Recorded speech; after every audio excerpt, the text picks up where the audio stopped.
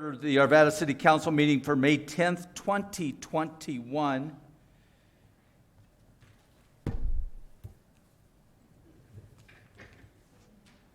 Actually, May 3rd, 2021. I was looking at next week's book, and I'm going, wait a minute, that's not what the agenda looks like tonight. Okay, with that, we'll do a quick redo. I'll call us to order, 6 o'clock for May 3rd, 2021, and call upon Mayor Pro Tem Miller. Thank you, Your Honor. Would you please join me in a moment of silent reflection?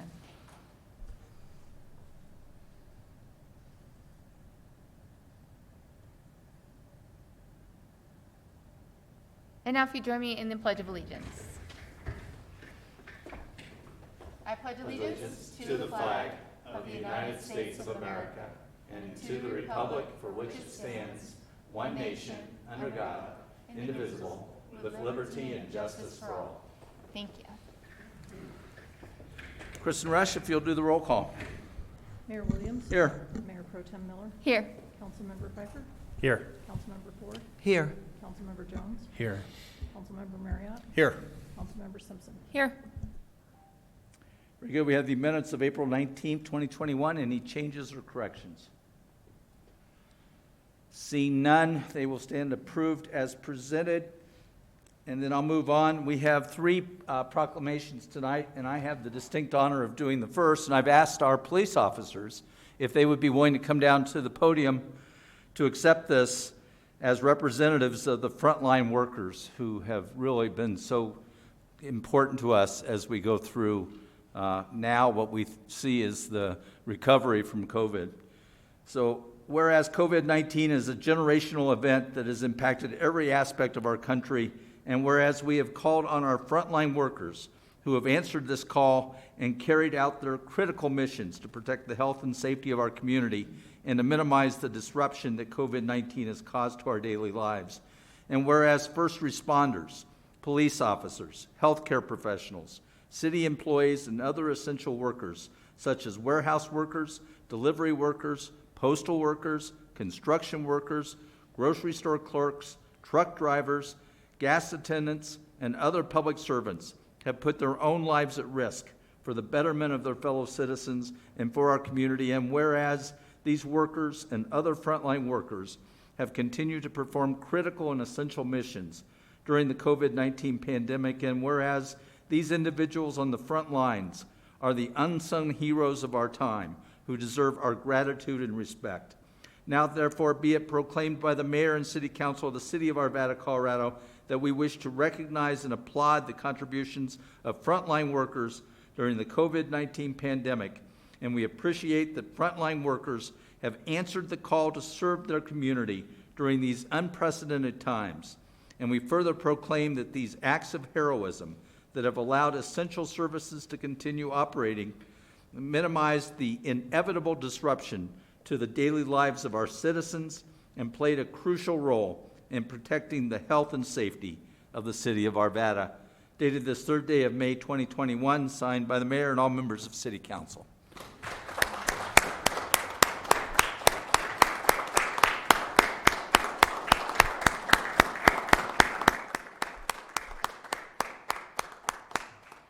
Thank you for letting me call you into duty for this. If you'd like to say anything, feel free.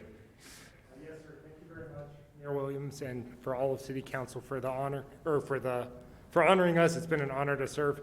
I love working for Arvada. I'm an Arvada native myself, as is my partner. So it's been an honor to serve our own friends and family and all of our neighbors that we've known our whole lives. So, Right. Thank you.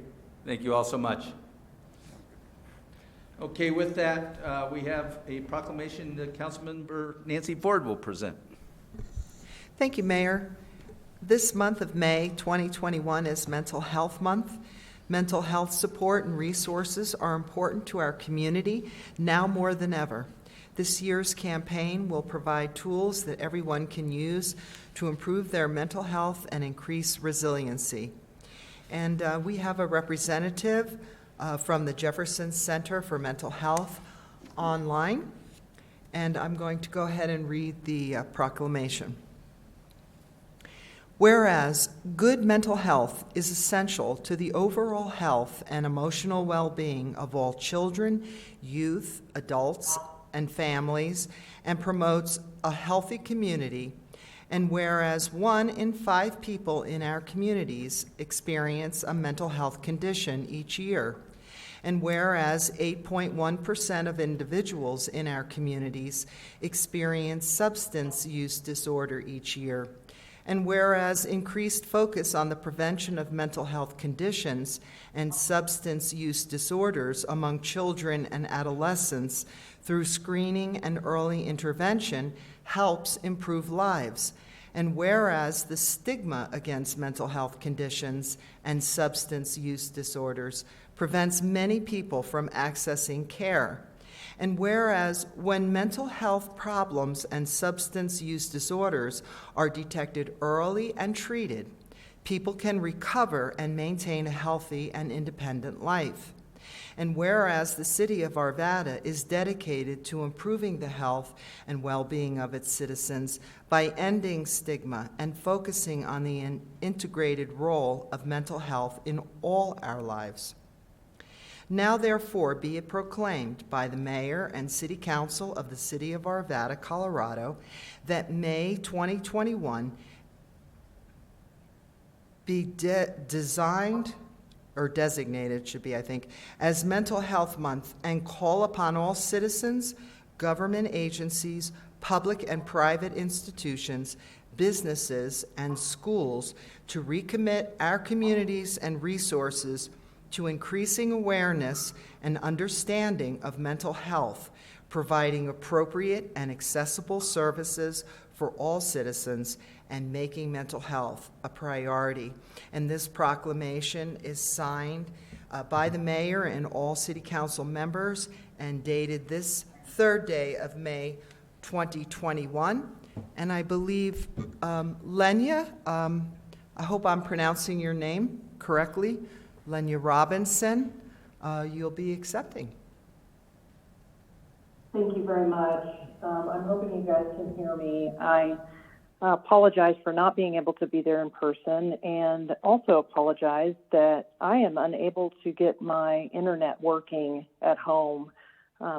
So I'm able to dial in and hoping you can hear me okay. We can. Perfectly. Wonderful.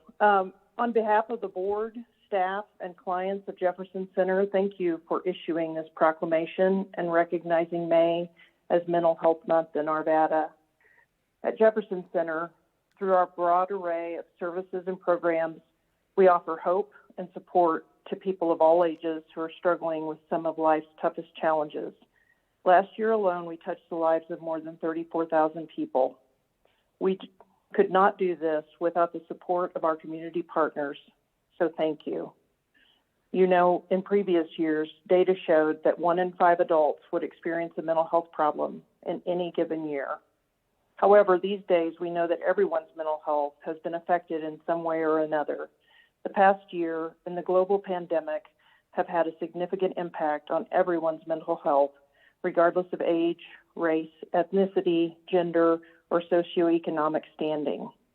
Without treatment, these disorders can affect a person's ability to hold a job, care for a family, or have hope that things will get better. Yet, less than half of people with a diagnosable mental illness will seek treatment, either because of the stigma associated with mental illness or because they don't know where to turn. This Mental Health Month, we hope to shine a light on this global issue and let people know that mental health is a priority and help is always available. That is why your support is so important. Together, we will increase awareness and reduce the stigma often associated with mental health and substance use disorders. When stigma fades, more people will seek care and our community will become stronger and healthier. Jefferson Center truly values the support of the City of Arvada. Thank you again for recognizing Mental Health Month and for supporting Jefferson Center. We couldn't do all of this important work without you. Thank you. Very good.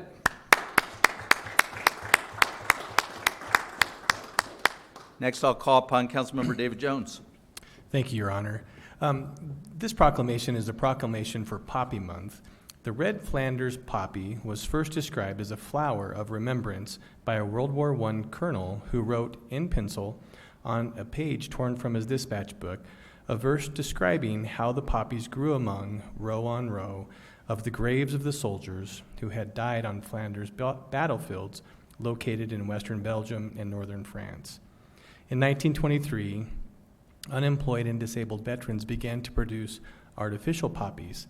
From this beginning, the Flanders Field poppy promotion was born, and since that time, proceeds raised through the promotion of the Flanders Field poppies have been used exclusively for the benefit of disabled and needy veterans and the widows, widowers, and orphans of deceased veterans. Following my reading of this proclamation, I know we've got Casey Riggerman here to accept this, and but this will be sent. This proclamation will be sent to the American Legion Auxiliary Unit 161. So the proclamation reads, whereas the sacrifices of those who have lost their lives, their health, and their livelihood as a result of their military service are rightly the concern of all citizens, and whereas the annual sale of poppies by the American Legion Auxiliary Unit 161 offers an opportunity for the people of this community to express their solicitude for those unfortunate persons who have paid more than their fair share of cost of freedom. And whereas the proceeds of this worthy fundraising campaign are used exclusively for the benefit of disabled and needy veterans and the widows and orphans of deceased veterans in the desire to honor the dead by helping the living. Now, therefore, be it proclaimed by the mayor and the city council of the city of Arvada, Colorado, that the month of May be designated Poppy Month in Arvada. Section 1. The Arvada City Council encourages all residents to participate in Poppy Month and to wear a poppy as mute evidence of our gratitude to the men and women of this country who have risked or lost their lives in fulfilling their obligations as American citizens. Section 2.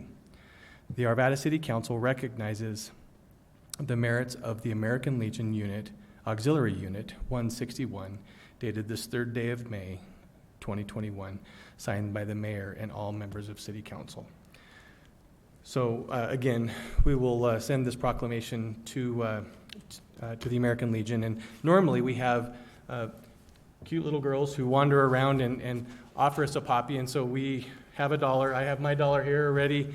We'll put these here, and those will be collected and sent to the American Legion along with this proclamation for our poppies that normally we would put on our lapels or blouses in recognition of this great thing. So, Ms. Riggerman, would you like to say a few things?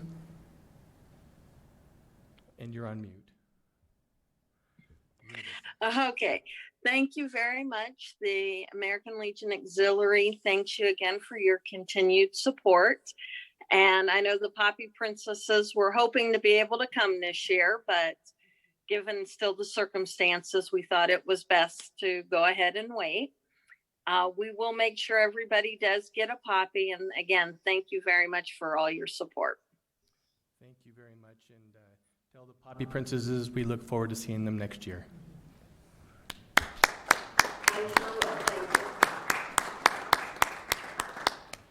Very good. Next, we'll move to public comment.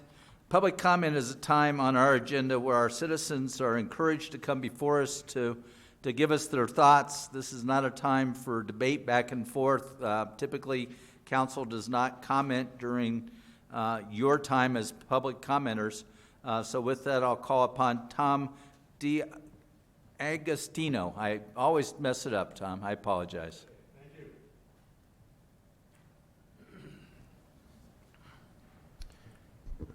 Thank you again for this opportunity to offer my thoughts to the City Council about the trash hauling program that evolved in the last year. Now that data is coming in from the trash hauling election process, it appears that many homeowners in Nevada share the same opinion. This program is not accepted by the majority. The silver lining from this whole issue is a reawakening of the citizens to what is going on inside the city council chambers, and their involvement is being heard. We can all agree that the city council works for the homeowners and not vice versa. I have a few questions and concerns I want to pose to the council, and I hope you will take up these and respond publicly to my concerns.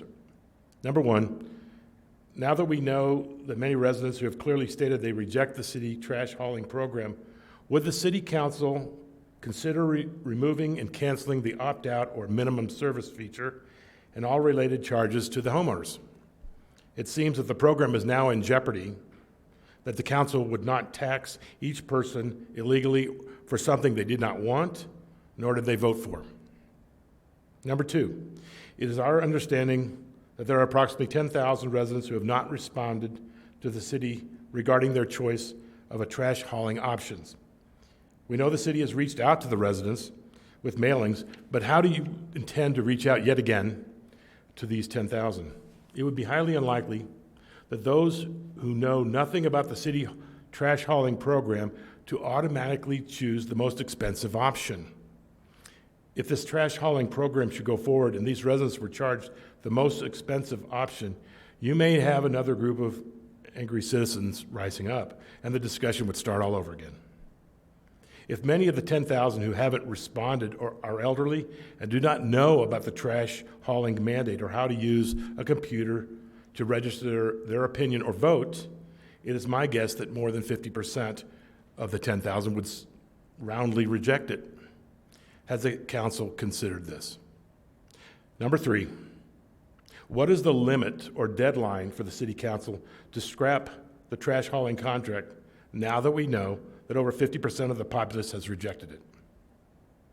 Number four, if the city has hired 2 additional people to handle only billing and questions regarding this trash hauling program, and since there is much less enthusiasm for the program, is the expense of these 2 hires really necessary? Will the citizens get a report of their findings or work? Number 5, can the citizens get some straight answers regarding the estimated dollars being spent and the dollars being received for the trash hauling program? Can you share with us the numbers which are the basis for this entire program being launched? If this information is unavailable at this time, when can we expect to get it? And finally, number 6, given the results we have seen, would the council be interested in sitting down with a small group of concerned Arvada residents to discuss in a positive and constructive manner where this trash hauling program should go from here? Thank you very much. If you need some copies to consider later, I have some extra copies. Why don't you give a copy to the city clerk there, and we'll have our team respond. Thank you, sir. Very good. And our next speaker, I'm going to ask legal for an opinion. Vicki Walbridge wishes to speak on trash hauling and Amazon warehouse. Should we not consider any public comment tonight that would involve Amazon warehouse, or should we allow it to go forward with the understanding that we can't consider it until the night of the public hearing? I would go with the latter. If it's not an item that's currently on the agenda, other than the preliminary issue that's on there, but we would do so with the caveat that council will not take that, make up its mind until the actual public hearing. Very good. Okay, with that, Ms. Walbridge?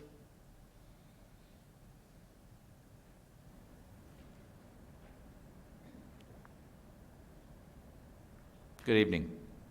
Hi.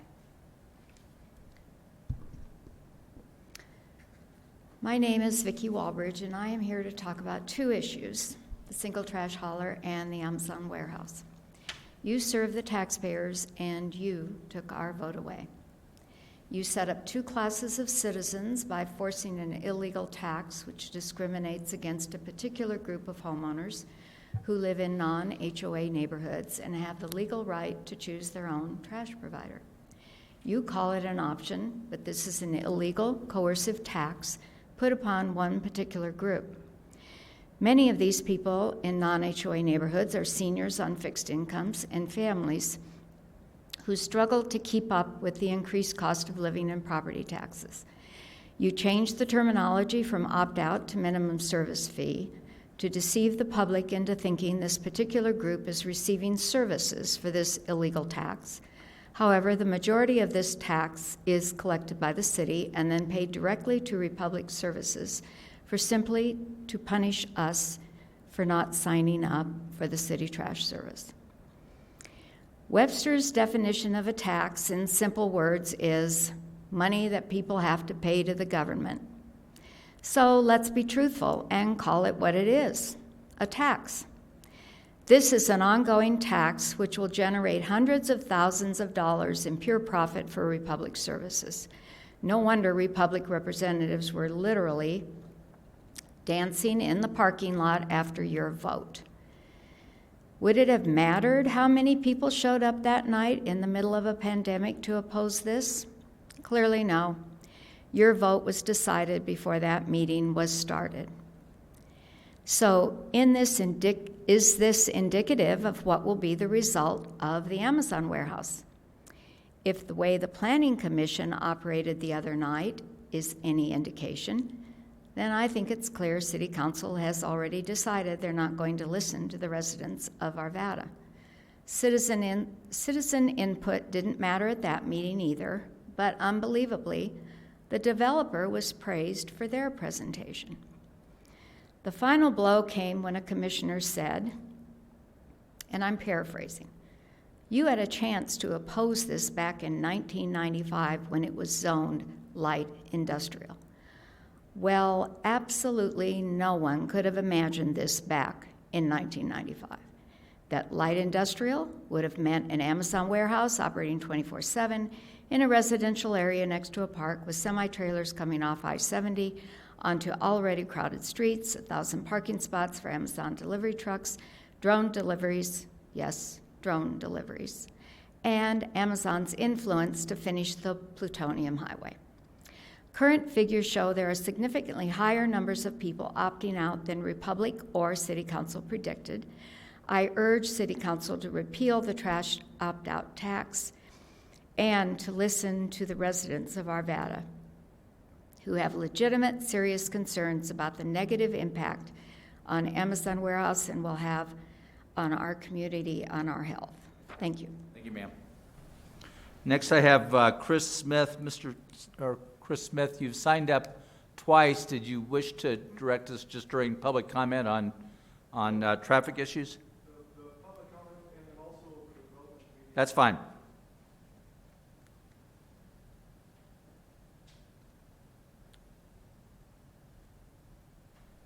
It's been a while. Thank you for the opportunity. You bet. And, You can take off your mask if you would like. Gladly. Thank you. First of all, what wonderful proclamations. What a great night to be here for that, for all of those. That is a wonderful thing. I will start with kudos to the Arvada snow removal crews. I work in Lakewood, and I have to drive through Wheat Ridge to get to Lakewood every morning, and I do snow removal myself. There is a distinct line at each city on how they do their job.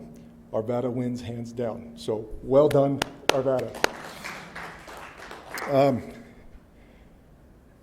With that, I would like to say, I've mentioned this many years ago when council was a little different and looking for a way to spend some extra money.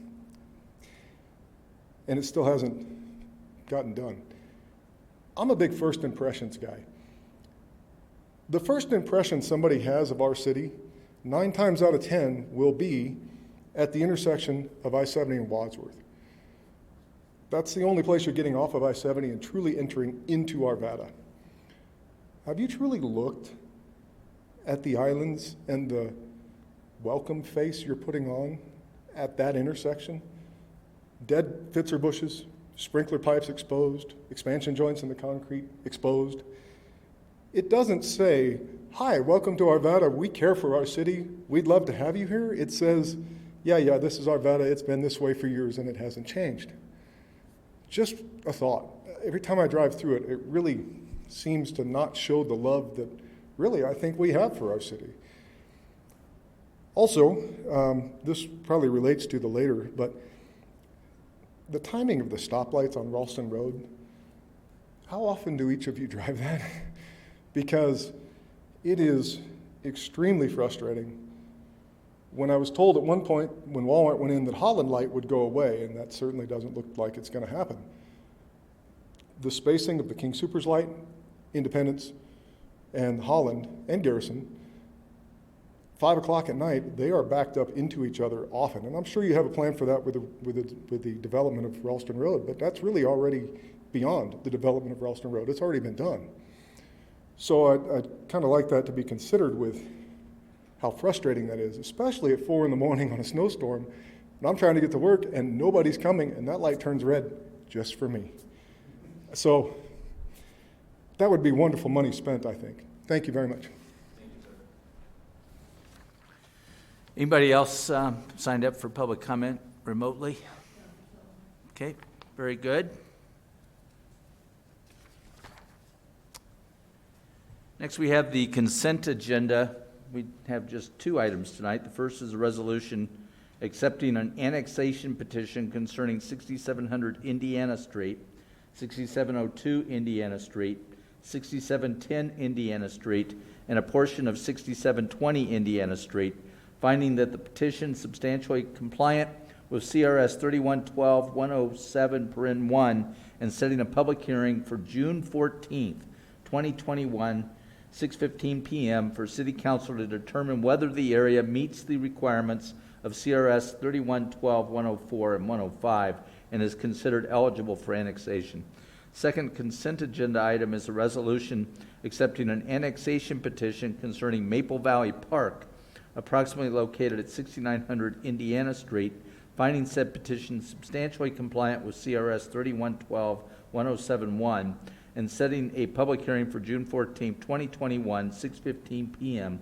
for City Council to determine whether the area meets the requirements of CRS 31-12-104 and 105 and is considered eligible for annexation. Mr. Marriott. Thank you, Your Honor. I move that consent agenda items R21-070 and R21-071 be approved. And to be clear, when we approve things on first reading, it's simply to get it on our agenda for an upcoming meeting. There was a mistake in the Arvada press that indicated this was going to happen on June 7th. It's actually going to happen on June 14th, consistent with the motion made by Mr. Marriott. That passes 7-0. Next, we have a resolution authorizing acceptance of the Second Amendment to the intergovernmental agreement by and between the City of Arvada and the Arvada Fire Protection District for the use and maintenance of Arvada's public safety radio system, approved by City Council on August 5th, 2013. Mr. Devon. Yes, Mr. Mayor, members of the council, this is a IGA that will allow the City of Arvada and the Arvada Fire Protection District to have the same timeline for servicing of the LH3 public safety radio communication system.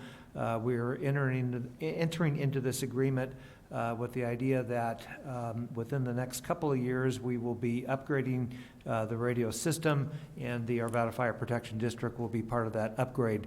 So this IGA basically puts the city and the fire district on the same timeline for a future collaboration to improve this radio system, and we're recommending approval of the resolution in the IGA. Questions or action by City Council? Mr. Pfeiffer. If there's not any questions, I'll make the motion. You may proceed.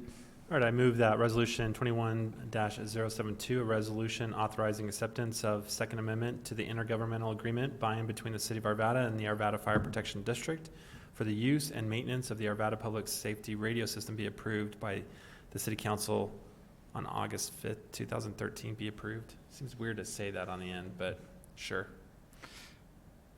Very good. All votes are cast. That passes 7-0. Thank you.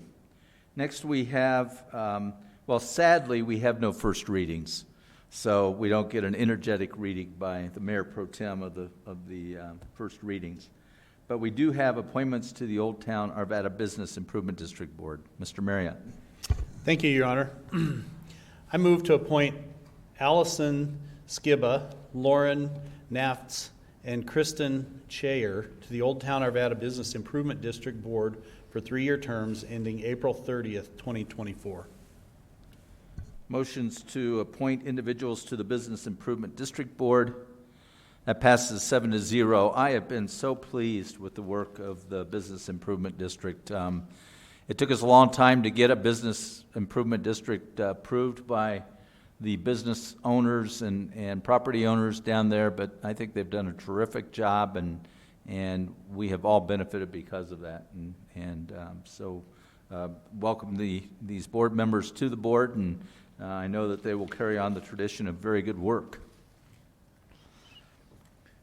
With that, I will now open the public hearing on the conditional use application for Ralston Commons, generally located at the northwest corner of Ralston Road and Garrison Street. Mr. Devon.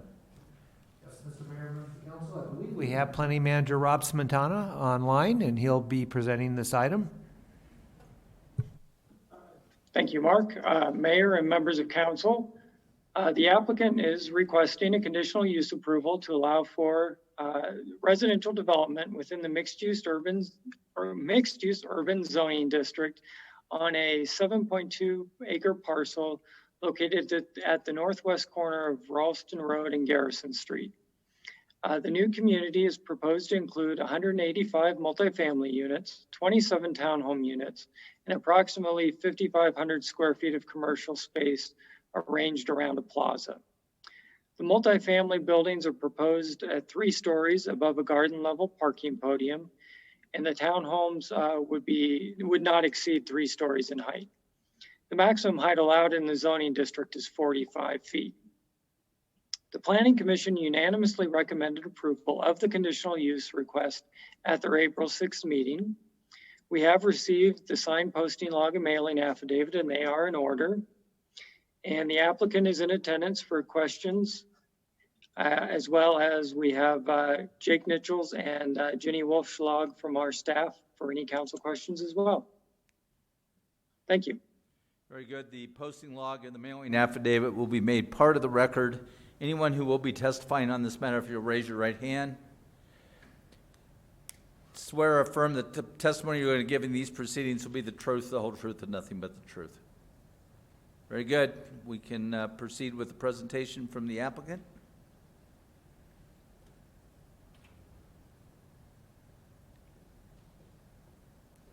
Good evening. Good to see everybody. Do I need to state address? Yes, name and address. My name is Jay Drever. I reside at 2655 Windward Way, Steamboat Springs, Colorado, 80487. Along with Jim Loftus, we're the developers on the site in discussion tonight. I want to thank you for the opportunity to be here and have you consider this. Next slide, please.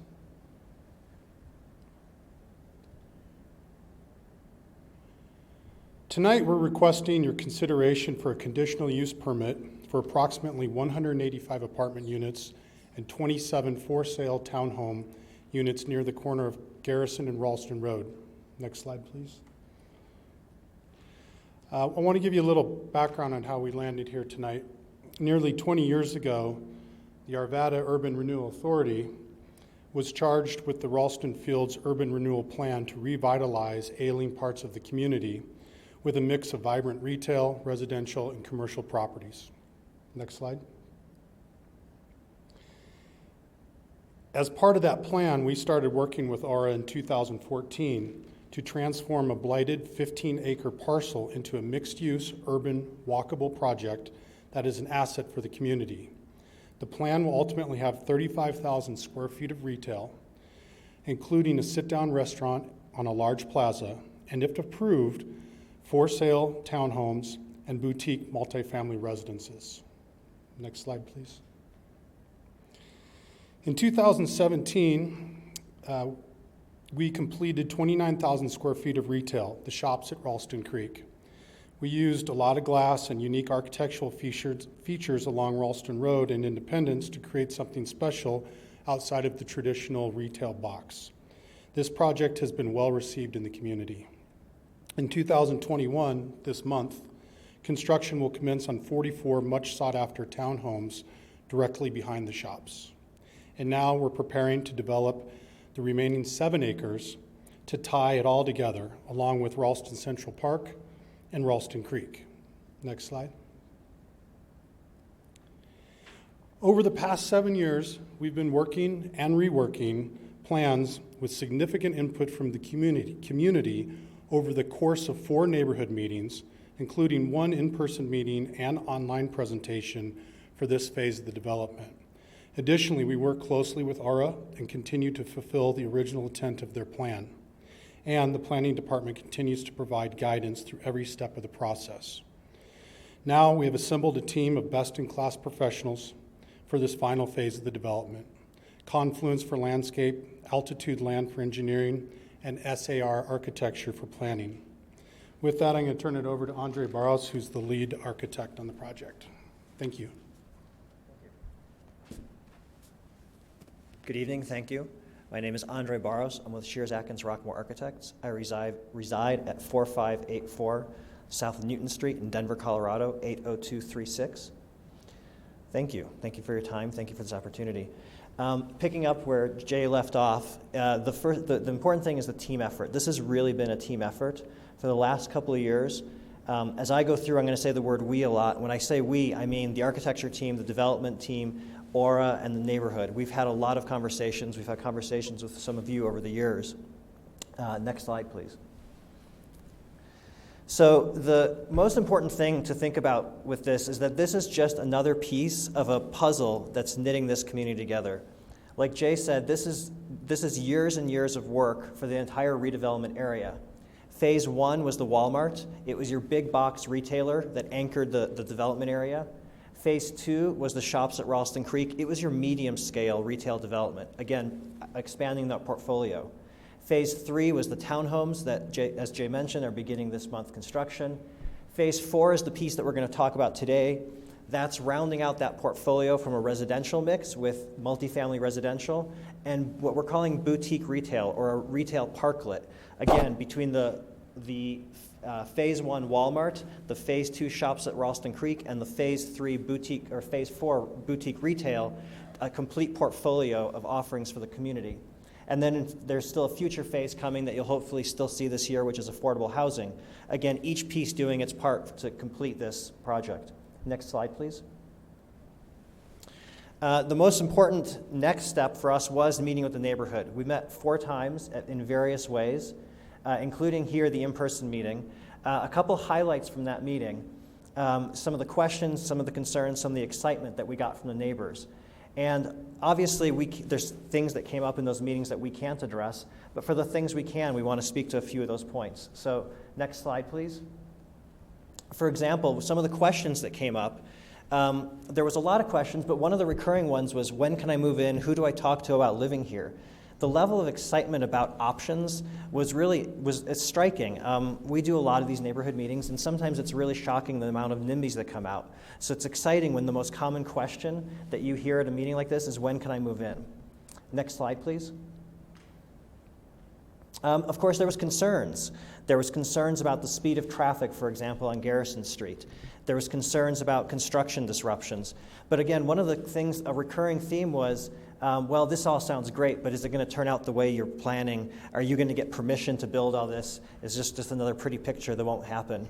And again, we're doing our best to make this happen. We don't want this to just be another pretty picture. Next slide, please. And then excitement. Again, there was a lot of excitement. There was a lot of comments like, well, anything's better than a parking lot. But there was also excitement about options. There was one family in particular who had a conversation about living in their parents' basement down the street, looking forward to an option in the neighborhood near their parents.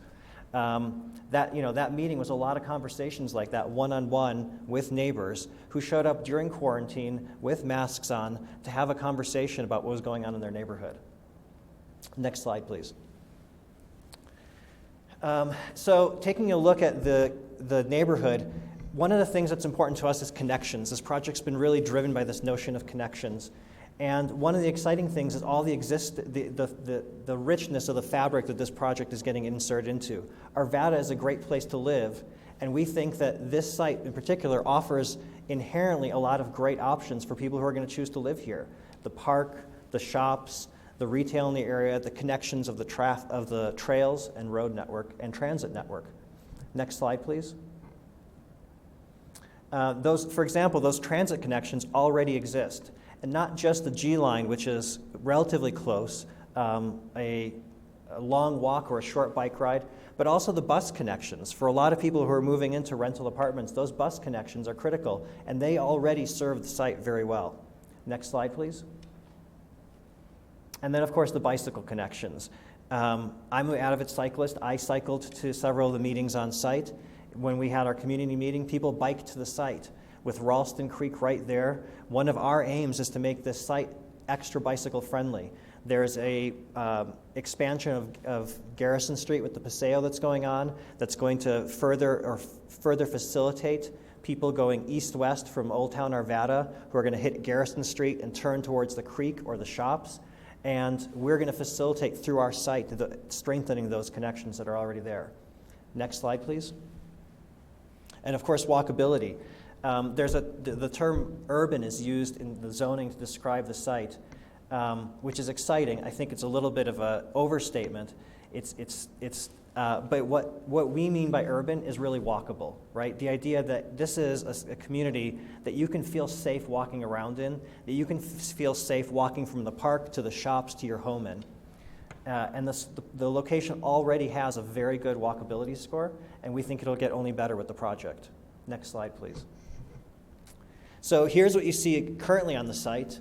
A derelict dry cleaner that left some contamination behind, and the gas station, whose cleanup is almost complete. Exciting to say. I saw it the other day. It looks done, which is really exciting. The acquisition of that gas station by Aura was actually a really pivotal piece in moving this forward to control that critical corner by the park and make it a welcoming gateway rather than rather an off-putting gateway into the rest of the development.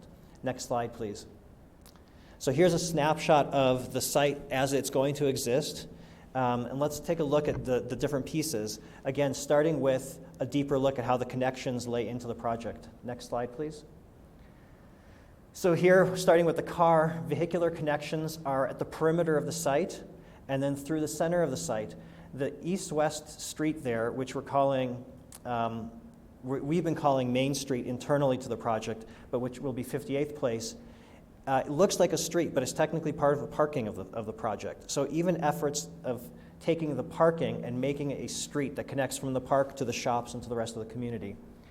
The traffic study of the site demonstrates that all of the controlled intersections in the area will maintain a B status or better going forward. That was something that came up in the planning board hearing. Thought we'd get ahead of that here. And then the non-controlled intersections are also going to maintain a B or a C all the way through 2045, which is, just excellent for traffic impact of a project of this size. And hoverboards. Next slide, please. So here, the connections in the site are focused at the sort of circled intersections. Again, working with the city, working with traffic engineers, working with our civil engineers. For example, the connection to the park is going to match the existing fabric of the park and reach across at 58th Place, focusing connections at already safe intersections like the corner of Garrison and Ralston Road, not introducing new connections, but really pushing people through the architecture to already existing safe connections. Mid-block, right by the clinic, there will be a new stop sign added to enhance the safety of that connection. And then, of course, continuing on to Holland, where we're, again, veering our own internal network so we make sure we hit the existing connections correctly. Next slide, please. We talked about getting rid of that gas station. So the welcome point of the project is what we're calling the neighborhood living room. The retail in the corner was quite the trick to figure out. We all want more retail. We realize that retail is hard to make viable during this age. The shops at Ralston Creek are already filling a need in the community. Even with their popularity, they still have vacancy. There's only a little bit left, but there's still vacancy after several successful years. And so the trick was to figure out what kind of retail we could integrate into this project to get the mix, to complete that portfolio we talked about. And so what we've come up with is what we're calling this retail parklet. It'll be 2 small dedicated retail buildings, about 5,500 square feet, which are targeting neighborhood serving restaurants ideally. Obviously, you never know who you're going to get, but that's who we're targeting. That's who we're designing the buildings to accommodate, to encourage those sorts of businesses to move in. And then additionally, we're going to create accommodations for food trucks. One of the exciting things is that we were thinking about this as an outdoor-oriented retail experience. Again, that neighborhood living room, even pre-COVID, so we felt a little ahead of the times when everyone was setting up tables and chairs outdoors. This project was already built around that idea of tables and chairs outdoors. A fringe benefit of the food trucks is that it gives us ample space for snow storage when the food trucks aren't there. Again, just site logistics built in from day one. Next slide, please. So here's just a quick snapshot of the overall mix of program on the site. We talked about the shops on the corner anchoring the project. Behind that, on either side of 58th Place, are the multifamily residential. And then in the back corner to the slide, not to the site, along the creek, we have the townhomes, which will connect to the other townhomes which are beginning construction this month. So again, integrating into the fabric of the neighborhood. Next slide, please. Here's a more specific breakdown, if you're interested, of the unit mix that we're thinking about. This is obviously pretty fluid, but the 185 units we think is the right number for the development to integrate with the community, the 5,500 square feet of retail, and the 27 townhomes. Next slide, please. All of that development is going to be parked per zoning, and the way that works out is about, for the residential, which is the largest piece of it, it works out to about 2.1 parking spaces per unit. So that's enough to accommodate the residents, where studies indicate resident demand is probably more like 1 to 1.25 per dwelling unit, and enough extra for guests, overflow, and just to avoid it putting any pressure on the neighborhood, right? That by having adequate parking, guests coming to visit the building, prospective tenants aren't putting a strain on the neighborhood because we're going to be adequately parked. If you look at that parking plan, it's actually almost entirely parking. If we jump to the next slide, the way that we're accommodating that much parking and keeping that Main Street feel is by burying most of it.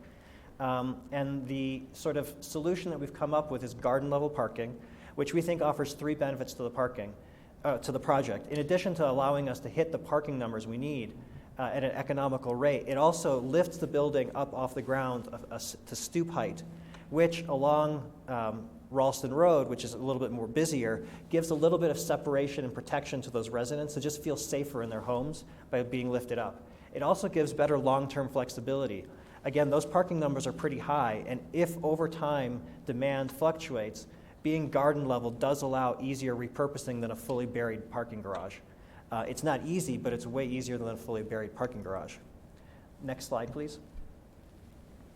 Here's just a snapshot of the feeling of 58th Place, which is the parking drive going east-west from the park to the shops at Ralston Creek. The flavor that we're going for there is as tight as we can get. So it's a lot of street parking. It'll have dedicated spots for things like delivery vehicles to keep those off the street and out of the way. And of course, access to all the buildings. The townhomes are kind of driving the aesthetic character of the whole project, so the whole thing is intended to look and feel like the townhomes and continue that vibe through. Next slide, please. Here you can see a little bit more of that townhouse vibe that we're going for. Stoop heavy to really encourage people to be out and about and engage in their neighborhood, making that walkability feel safer and more realistic. Next slide, please. And then the retail character. Again, trying to make something unique to round out that portfolio between Walmart, the shops, and now something like this where people feel comfortable to sit down, let their kids run around in the open space we're creating while at the same time having dinner, grabbing a drink, maybe an ice cream cone, something in that flavor. Next slide, please. And then the creek side. There is really no back to this project. It's a 360-degree project in that it's facing forward on every side. So on the north side, where for other projects along Ralston Creek, that would be the back, that's just another front for us. We're proposing improvements along the creek to actually enhance and restore parts of the creek and have units face that north just as much as facing south, east, or west, right? It's all 4 sides are fronts.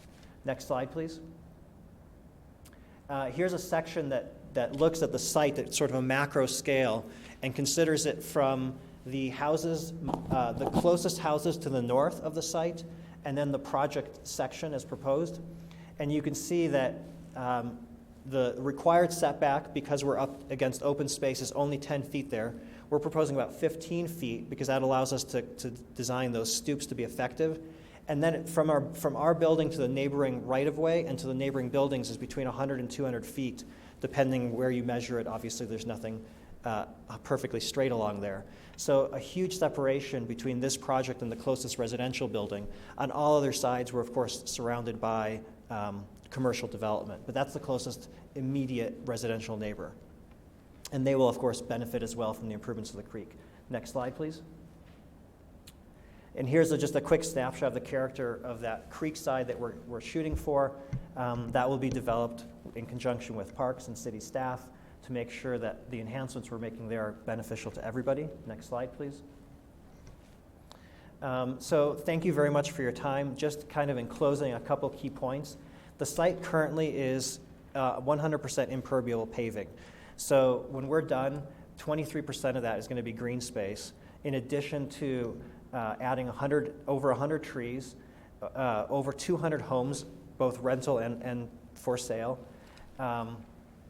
and a unique retail offering which rounds out the portfolio for that entire neighborhood. Thank you very much for your time, and we look forward to a conversation. Thank you. Mr. Smith, did you wish to provide some testimony on this? Well, comments anyway. Sure. And I'll have you raise your right hand. Swear or affirm the testimony you have given these proceedings will be the truth, the whole truth, and nothing but the truth. I swear. Very good. And for the record, your address, 8525 West 59th Avenue? That's correct. Very good, sir. Go ahead. I mentioned before my line of work, I do commercial office building maintenance in Lakewood, and we've had multiple neighbors develop into apartment complexes next to our properties. And every time they have underestimated the amount of parking needed.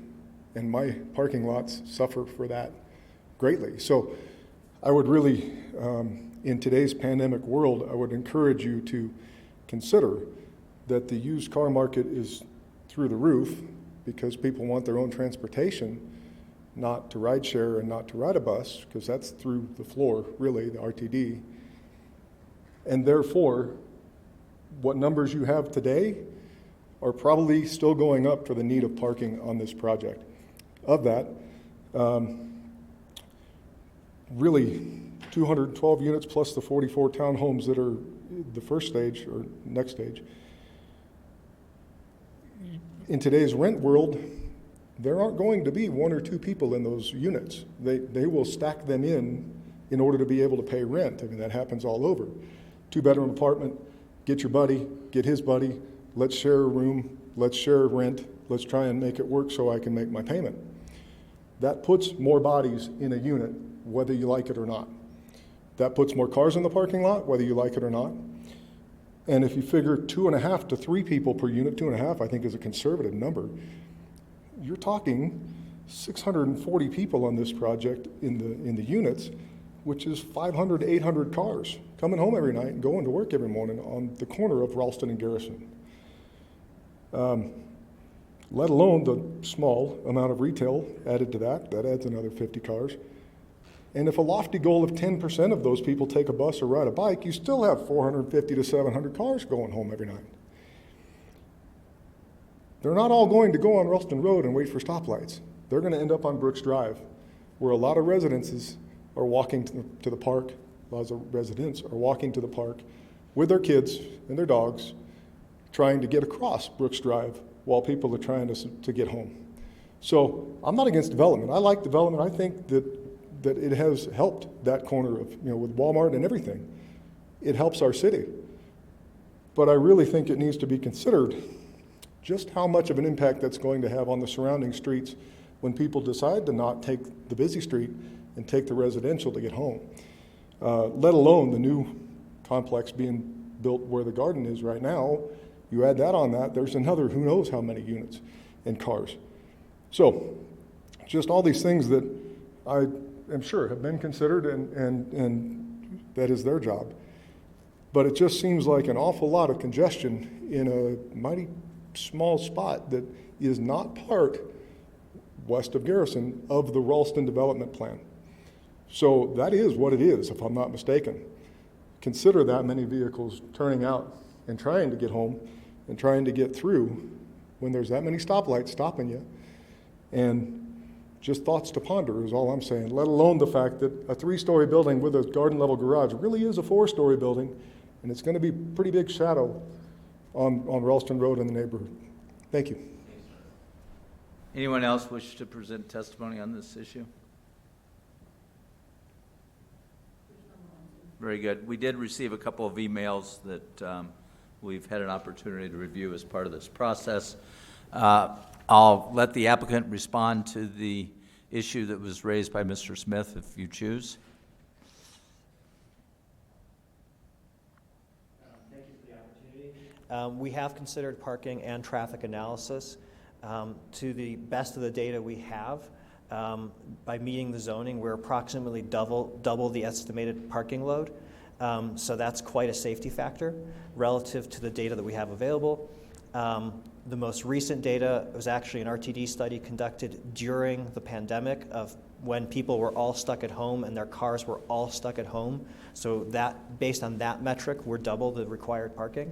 The traffic analysis, the intersection was designed for when there was retail there, and the net load of residential, while it has different peaks, at the end of the day is less load than the retail that was previously on the site. Again, that's based on the traffic reports that we have that indicate that the level of service will remain acceptable through the development and after the development. Thank you. I'll close the public testimony portion of this hearing, open it up for City Council questions at this point. Ms. Miller. Thank you, Your Honor. So I have a quick question that pertains to the crossing, and I thought about this even before Mr. Smith's question when I was looking at how beautiful this project is. Seriously, I mean, beautifully done. People just walking everywhere and going to the park across to Ralston Park and coming back and going to eat and walking. Is it possible, and this question maybe for you or for our team, is it possible on those streets east and west of this project to put the flashing pedestrian crossing, press the button, stops traffic when people are walking across the street? Is that something that we can do? I'm going to see if one of our team members, I know Jenny Wilschlag is on the call. Sure, I'm happy to answer. It's something that we can definitely ask the developer to look at, and city staff can also evaluate that. We do try to limit those to certain areas of town based upon the city regulations as well as traffic codes in the area. So whether this intersection would qualify or not, we would definitely have to look at it. Mr. Jones? Thank you. I just had, ironically, some questions around the parking, and mine were really around the retail. You highlighted a sit-down restaurant-style building. And again, I don't know if the intent of that was to sell us the fact that that's something that we need, or really my concern was I don't see the parking for that style of restaurant. How do we address that? So currently, if you look at the plan, there's a 5:1 ratio kind of right to the side of the project, and that is dedicated to the retail, and that would be code. We think that's a little light. We are looking into, when working with the city, on potentially parking on Garrison to add some parking over there. And then along what we call Main Street or West 58th, there's also going to be some additional parking there. But the dedicated parking to the retail is directly to the west of it. Okay, and that's what I was hoping you would say. And then I just wanted to ask the question, I'm assuming that the spots that are marked on Garrison, those were for the food trucks? No, the spots that we want to do the food trucks would be in between the dedicated parking and the plaza. And then on Garrison, currently there is not parking there, but we are in discussions with the folks at the city to see if we can't get parallel parking along there just to get a little extra parking for the retail. So in this drawing that I'm looking at, where it shows, it looks like those are parking spots. Those really aren't parking spots. Yeah, so we can hear you over here. To clarify, you're saying the parking spots along Garrison? Yeah. So along Garrison Street, we are proposing parking. It is not counted in our current totals because that's a separate process and would be sort of bonus parking on top of what we have now. Okay. And then the parking, as Jay said, between the plaza and the dedicated retail parking is spots dedicated for food trucks, again, above and beyond our parking numbers, which when there isn't food trucks there, that's additional parking as well. Okay. Yeah, I completely misunderstood you because I'm looking at those ones on the street thinking they're going to pile snow along there and take up. Right. Okay. The additional parking along the street is also meant for street calming, specifically for safety, which was our initial reason for doing it, but obviously there's tons of other benefits. Okay, it makes a lot more sense now that I asked the question, so I appreciate you answering Thank that. And then with regard to the parking garages, and I would agree with Mr. Smith, I think that a lot of times these projects are underparked, and I will say, being in the automotive industry, that used car sales are going through the roof right now. It's not just because people want to drive, it's because new cars aren't available with the microchips. But how will we address electric vehicles? Are you addressing that inside the parking garage of these units to account for those electric vehicles that need to be plugged in? And how do you think about the number of cars and the incentives that the state's offering for people to buy electric cars? So while we haven't specifically finalized a proposal on there, the typical solution that we're seeing these days is to run capacity out to spaces and then put in the charging station as demand ramps up, so you don't have the entire upfront cost of 100% charging stations. A conduit to every 2 spaces gives you future-proof capacity, and then you add them as you need. For short-term absorption, the code electrical load on buildings tends to be way more capacity than you need for electrical loads, because in-unit electrical loads are dropping. And so if you simply meet code on the unit side electrical, you have the extra capacity for vehicle charging, which you can work out with Excel post-occupancy.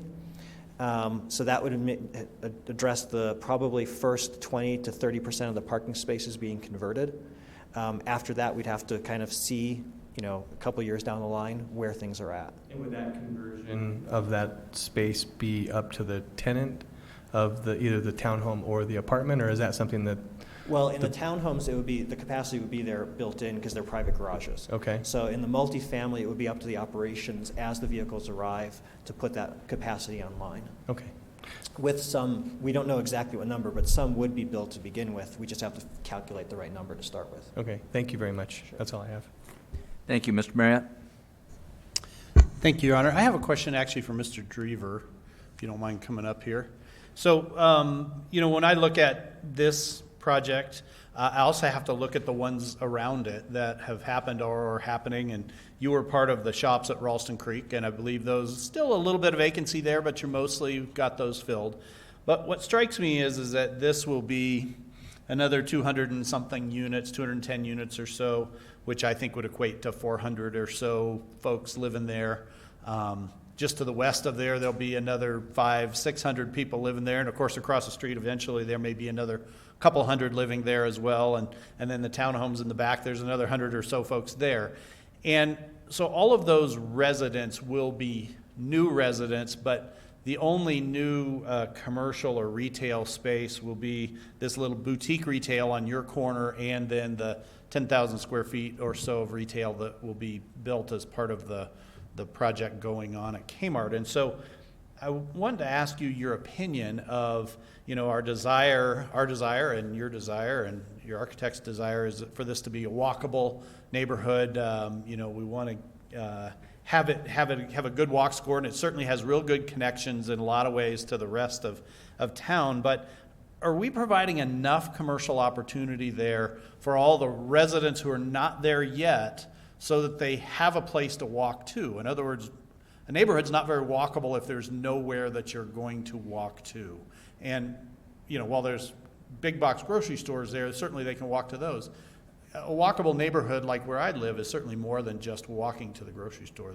You need a lot bigger variety of that stuff. So I'm just wondering if in your estimation, are we getting the mix of commercial and retail right when you consider not just your project, but considering all these projects around here?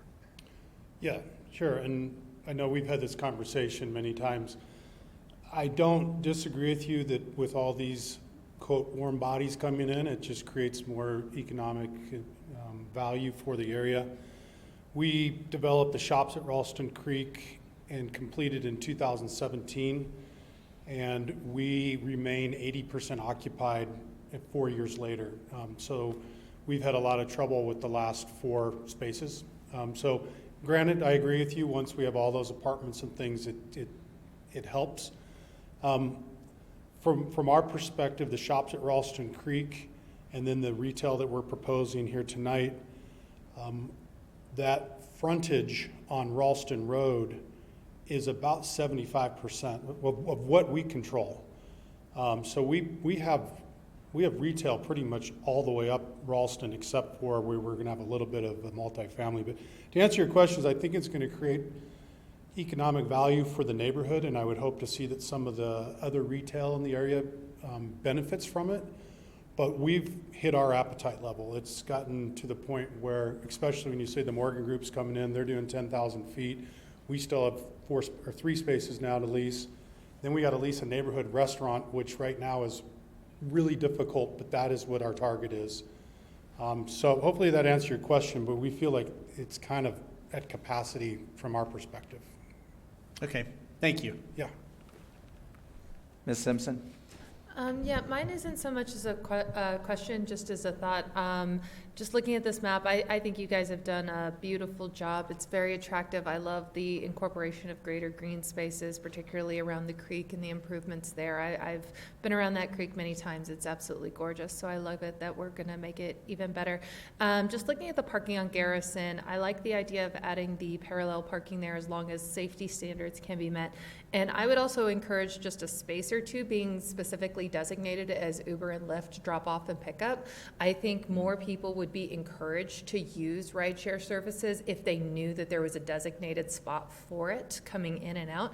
And that includes for the park across the way, because we're right at the children's splash pad as well, and parking tends to be pretty overflowing there when that's going on in the summer. Just because I'm looking here at the map on Garrison, and it's right by where the food truck and the little park is going to be. So I love the idea of people just dropping off, doing their thing. Oh, come on. Absolutely. If you would come back to the Please come podium. up to the mic. We were planning to accommodate Uber and Lyft drop-off in the site. Are you suggesting on street parking for that? If it's done within the site, I think that's also great. Sorry, I'm looking at the map here, and I was thinking along Garrison would almost be a great spot, simply because it seems like it goes right into the food truck in the park there. Great. But if you have it within the site, that would work as well. The reason why I was thinking Garrison was because it's a nice entry to that event space, but then also across the street to the park where the children's splash pad is. Thank you for the clarification. Okay, I don't see any other questions at this point. I'll have some comments once a motion's been made. Mr. Marriott? Thank you, Your Honor. I'll move that the conditional use application for Ralston Commons, generally located at the northwest corner of Ralston Road and Garrison Street, be approved. This motion is based on the findings of fact adopted by the Planning Commission.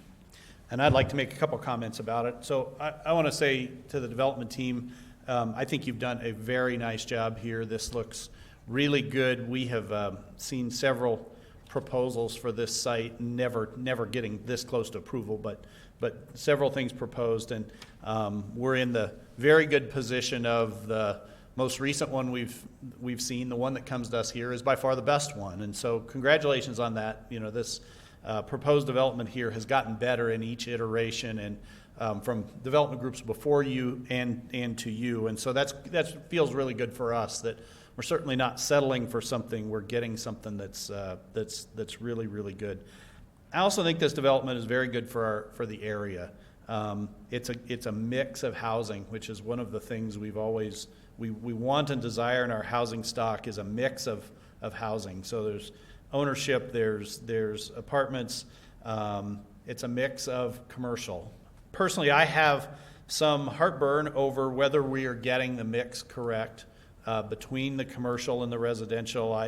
I look at this and I see, you know, over time and over probably a relatively short amount of time, there will be more than 1,000 new residents here that aren't there now. And I think that the commercial that is vacant that's there, as well as everything that's proposed, will be in great demand. And my own personal feeling is I'm afraid we're going to be short on it. However, that's my own personal feeling, and I'm just a layperson, not a trained professional, so I'm probably not in the best place to tell people what they should do. So I'm not going to attempt to do that. I just want to make sure that concern is noted. But I will say that the design that you've got is clearly appropriate for the site. Residential component is absolutely appropriate for the site, which is what we're approving tonight. And so for those reasons, I will certainly be voting yes on this conditional use proposal. Thank you, Mr. Pfeiffer. Does Maureen want to guess what I want to say? She's probably known every concern I've had here. So I've seen this property evolve over time through our property to the south, up to Independence, and you know, when we approved the southern side of the Ralston Valley, the whole idea was there was some concern there was not enough residential. That was an actual argument that there wasn't. I think it was one of the council members that denied it or said a no vote on it was there was not enough residential. Knowing that residential would show up on the other side eventually, I was worried that I wouldn't still be here. You know, now I've been here going on 10 years. I was worried that I wouldn't be able to paint this a little bit more because once we design this, it's going to be here 20, 30, 40, maybe even longer years. We don't know.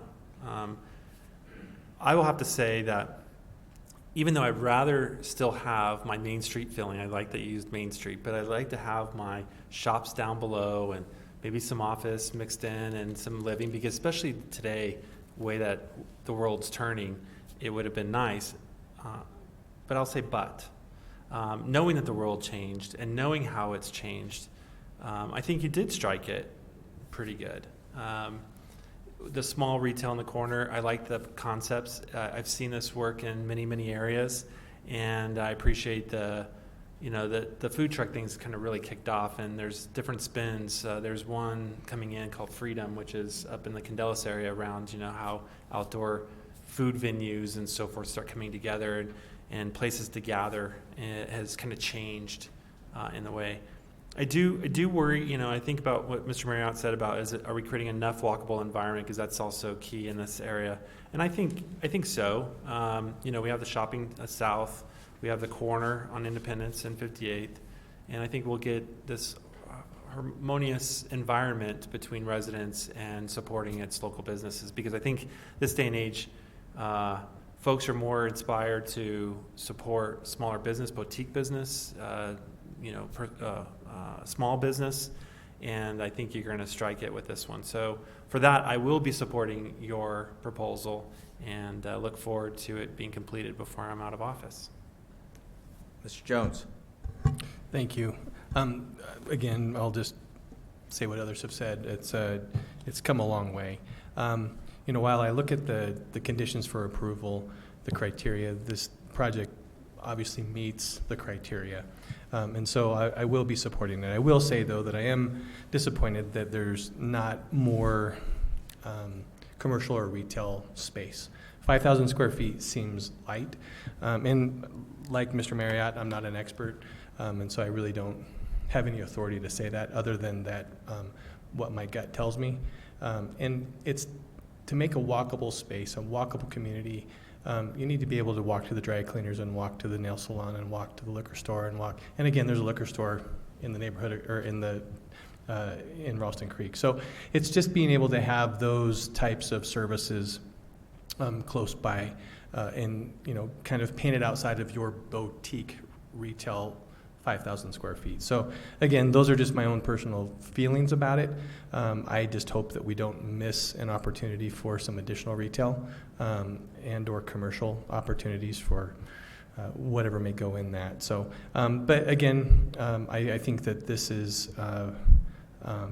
come a long way from where things have been in the past. And so, as I said, I will be supporting it, and don't know that, really you can change your model over time, but I wish you the absolute best, and hopefully we can get your 80% occupancy rate across the street up to 100% so that those folks can enjoy it. So thank you. Yeah, I'll speak in favor of the motion for a number of reasons. Obviously, I've been involved in this from day one with urban renewal and seen proposals come and go on this. As Mr. Marriott has mentioned, this is by far the best of anything that's been presented, and I think it recognizes the realities of where we are with retail, and Mr. Marriott and maybe Mr. Jones, I think there's an upcoming Adams County Economic Development presentation on the future of retail that maybe we ought to all watch here. I think it's next week, because I understand the desire to hold on to retail and how important it is, but I think this is a good mix, and I'm very excited, and Ms. Fair will tell you that I've been on her for several years about getting rid of that gas station and being able to utilize that as part of this overall project. And when that piece became available in a open sale, it was not a condemnation or anything like that. It was a hands length negotiation and sale of that property. It really created this opportunity, and I'm very excited about what's going to happen on that corner, and how it ties into Ralston Central Park, how it ties into the Paseo that Urban Renewal is going to be doing, bringing 57th Avenue up to Ralston Road, that will better tie in the neighborhood to the south. I think it's just going to create a real synergy. And frankly, my comfort level with this project is heightened by what Mr. Loftus and his team have done with the shops at Ralston Creek. I think that the architecture, I get so much favorable feedback from folks as to what we've done there. It really turned out to be a very good project. I think having these come in is going to help fill that out. And frankly, I think there's a very underperforming emergency room facility there that may go away, and that could open up some additional retail as well. We saw a proliferation of those facilities. We've looked at them in their empty parking lots, and I don't know how that model's working, but it can't be working too well. And so I see potential for that site eventually becoming something that could indeed become additional retail here. Mr. Marriott, you want one more bite at the apple? I do, thank you. You mentioned something that just struck me that I didn't say, and I wish I had. I wanted to both congratulate Urban Renewal for this project as well as this area. And this particular project shows a good partnership there between Urban Renewal and the other development that we've had in this area that's not related to Urban Renewal, but wouldn't have happened but for Urban Renewal. And so I'm sorry I left those out in my comments initially, but congratulations to Urban Renewal. Thank you for all the work you've done on this whole area for this very long period of time to get it to where it is now. I think, we're certainly all much better off for it. So thank you for doing such a good job. I see no additional comments. If people wish to vote, all votes are in. This project passes 7-0. The conditional use permit has been approved. You'll be working with our city team in terms of the additional processes, and some of the discussion we had tonight probably wasn't strictly within the conditional use permit issues, but gave some guidance, I think, to our team as discussions move forward on this project. We do look forward to this moving forward just as quickly as you can make it happen. Thank you all very much. So with that, I'll go to reports. First of all, any public comment at this point? Do we have anybody? Okay, I'll close public comment, and then reports from the City Council. Mr. Pfeiffer. I'd like to make a motion to cancel the June 7th meeting. I understand there's not much to discuss, so I'd like to make a motion to cancel June 7th. Well, we're not going to cancel the date, just the public City Council meeting on that date. I'll be sleeping all day. Yes, cancel the business meeting. That's typically on June 7th. Very good. Thank you. All votes are cast. That passes 7-0. Any other city council reports? Not seeing any. I've got a brief one.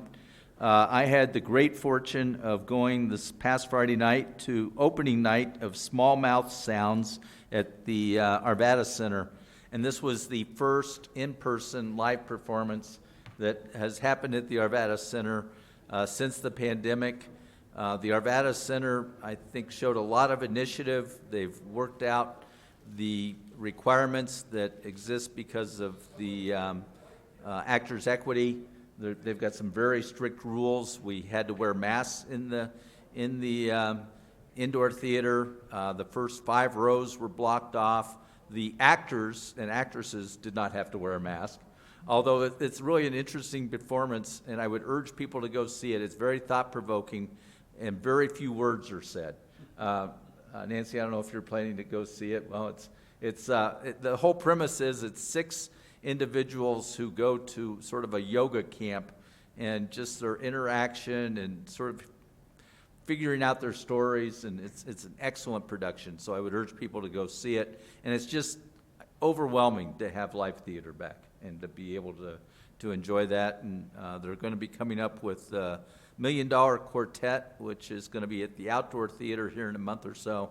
So it's just terrific that I think the Arvada Center is really on the leading edge, actually much faster than DCPA or other theaters. And I applaud the work that's being done by the team there and the initiative that the board has shown in terms of moving forward. So just kudos all around for that. And Mayor, I'll just add that last week we got to hear the schedule for next year, and it really sounds great. So theaters, and ironically, and we were able to make some comments about this, had the nonprofit not been formed for the Arvada Center and turning over operations to the nonprofit board, they would not have gotten the federal PPP funds that they got, and we would have, here at the city, we would have either been saddled with a very large expense or perhaps shuttering the facility long term. And by I'd like to say that we as a council and our city manager and team had the foresight to see a pandemic coming. We didn't, but in hindsight, we really did it right.